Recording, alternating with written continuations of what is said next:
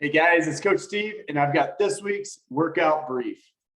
Coming in on Monday, we're going to start off with some strict shoulder press. And the goal here is to get a good burn and some pump and some strength out of going strict overhead, from shoulder to overhead. And the big piece here is we want to control that tempo as we come down from that top position, not letting it crash down to your body, very controlled here.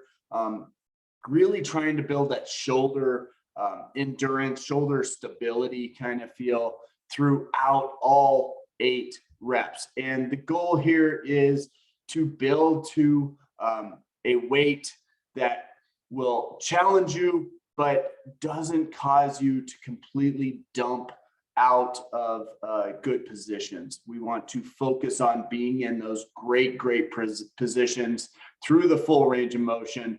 Good rack in the bottom, great lockout position, and then that control between the 2 positions. Once we're done with that, we're going into a Metcon 22, 18, 14, kind of like the 21, 15, 9, but different, with kettlebell thrusters, single arm kettlebell thrusters, and rowing or running. Goal here is 14 to 20 rounds. We're picking a weight that we can manage pretty well. That thruster part should not be the hardest weight in the world. That should be something you can do fairly consistently, maybe not unbroken, but you're definitely going to want to split the reps in half, 11 reps on one side, 11 reps on the other in that set of 22. So maybe breaking those up however you need to, of 6 on one side, 6 on the other, 5 and 5, whatever that looks like for you. You do not have to do 11 reps on one side and then switch, but we want to keep moving through this. So don't take a ton of breaks. Do this with consistency. And then on that row or run, the focus is to get that breathing going at a sustainable pace, not going too hot. The last round, I would say that's the time where you're going to pick up the pace on that and see if we can't go a little bit faster. But those first 2 rounds, go at something that's slightly sustainable. Don't overgo, but don't kind of dog it either. This is not a long workout. Definitely try to push a little bit through this, knowing it'll be over pretty quickly.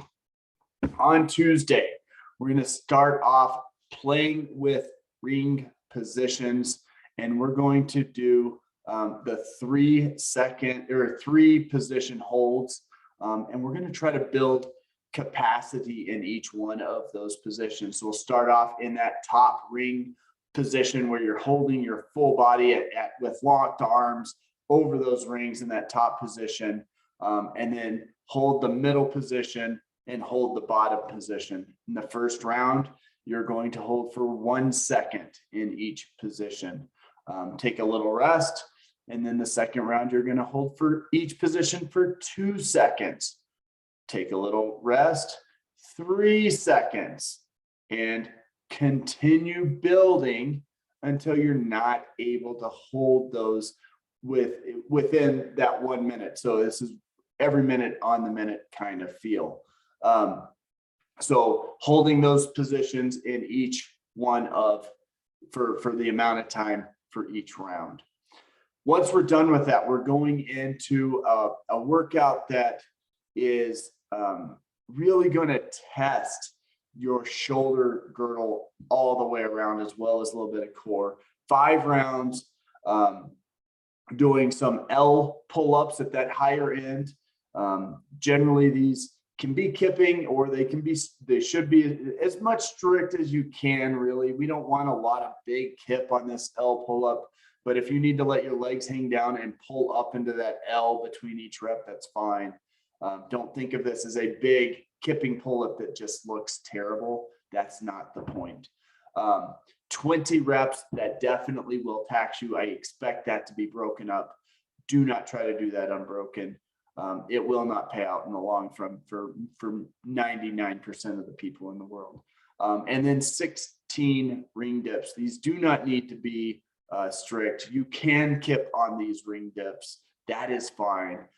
16 will add up. So just realize that you should break those with a few reps in reserve before you just go to complete failure, and alternating between those two movements for 5 rounds. The goal here, we're looking for 16 to 22 minutes, so a pretty decent range. Because these are a little bit more technical movements, we're pushing the cap out a little bit just in case you miss, but really shooting for that 16 to 22 minute range so that you're consistently moving between those two movements. At the lower ends, if you do not have that L pull-up, we're going to work on pull-up strength or pull-up ability. So maybe a little harder jumping pull-up, and then sit-ups so that you still get that core feeling. The reps are in a place where you should be able to do those pretty unbroken, so that things are moving fairly quickly. On Wednesday, we're going into the workout Kelly. This is a benchmark workout. This is one of the longer ones, and it is 5 rounds, 400-meter run, 30 box jumps, and 30 wall shots. This is a slugfest. It's very cardiovascularly.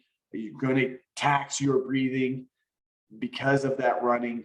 Wall balls and box jumps both tax your breathing, but they're both going to take a big toll on your legs. So every round, everything's just going to get a little bit harder. Do not go out of this one too hot. Try to make things so that it is a very consistent pace that feels very sustainable to you. This is a workout that really just taxes the whole body and causes everything at some point for a lot of people to just shut down because they're just so tired. We don't want any of that falling off and completely unable to do the movements. So kind of stay in that place where you're sustainable. And if we need to, scale down so that you can sustain. The goal for this workout is 26 to 30 minutes. So one of the longer pieces that you're going to do during a class.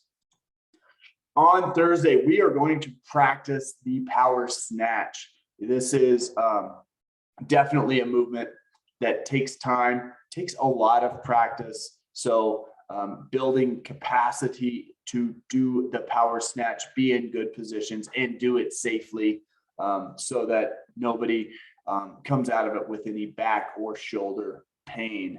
The workout here is 5 cycles of 3-minute AMRAPs. So you're doing 3 power snatch, 6 push-ups, 9 air squats, and after 3 minutes, you're going to go through that as many times as you can. After 3 minutes, you're going to take a 1-minute rest and then repeat. So this is essentially doing just 5 rounds of 3 minutes. So a little bit of that 15 minutes of work kind of feel with a very technical movement. So be very focused when you step up to that bar.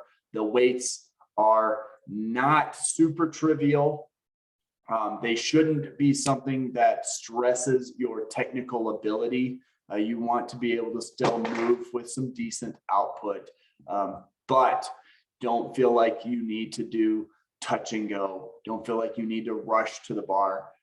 Be very focused on those power snatch and do them well.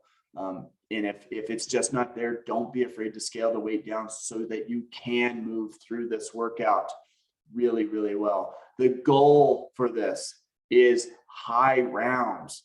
We want to get over those 5 cycles. We want to get 15 plus rounds, more close to 20 rounds between that. So we're looking at about 4 rounds per the 3-minute cycle. So kind of keep in mind, this got to be less than a minute per round in order to do that. Is where we want to start with. So if that is just not possible, need to scale that early and make sure that's not going to overtax that power snatch. On Friday, we are actually going to spend most of the class working on Bulgarian split squats. This is a rear foot elevated split squat. So you're going to hold a barbell in that back rack position and go with that rear foot elevated, going down very controllably to about a parallel or until the back knee touches the floor, and standing up. Balance here is obviously an issue. So if that back rack position is not something you can handle, going to some dumbbells, holding at the side so that you can balance yourself a little better is an option. Just anything that's going to allow you to load this and be in a very solid position. Bulgarian split squats, this is going to burn the quads and the butt.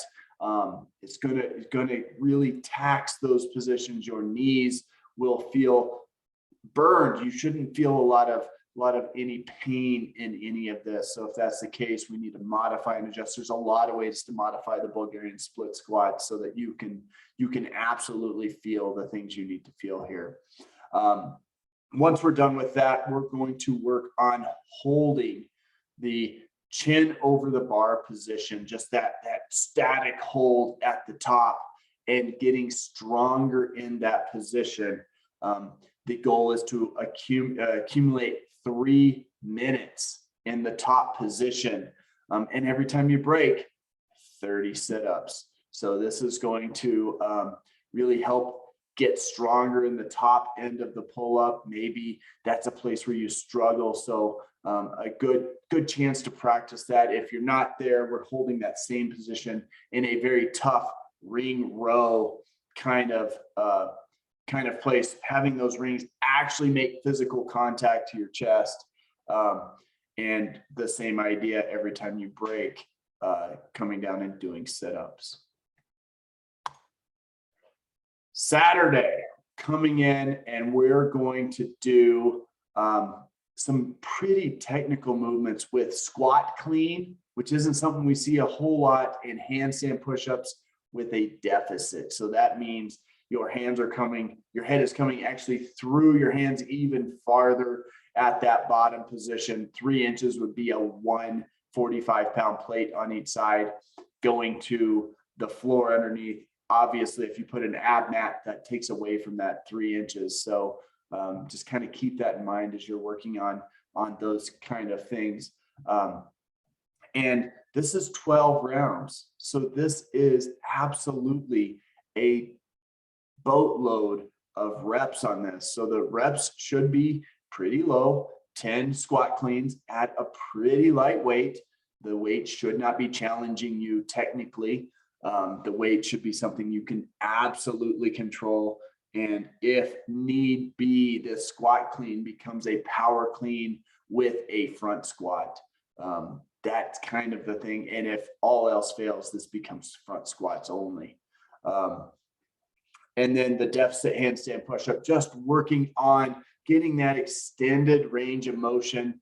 I know a lot of people struggle with the bottom end, being able to get any kind of motion off the floor in a handstand push-up. So this is a chance to work on something that's even a little bit harder than that at low reps, to try to build a capacity to be able to push even stronger off the bottom of the floor. So just kind of keep that in mind. If the reps are too high on that, some places that you can go, we can scale the reps down, but trying to get to a harder handstand push-up place than what you would normally do in our workouts. Goal for this is under 30 minutes. So this is a long, grueling, muscle fatigue kind of workout. You're going to feel some burn with some technical kind of aspects to it. So no rush, don't go to failure, stay in those very good positions, but it should be a place where you can start this kind of, that capacity should be able to start this kind of in unbroken. The rep scheme is not super high. That's what we have coming up this week, guys. Look forward to seeing you in the gym. Bye.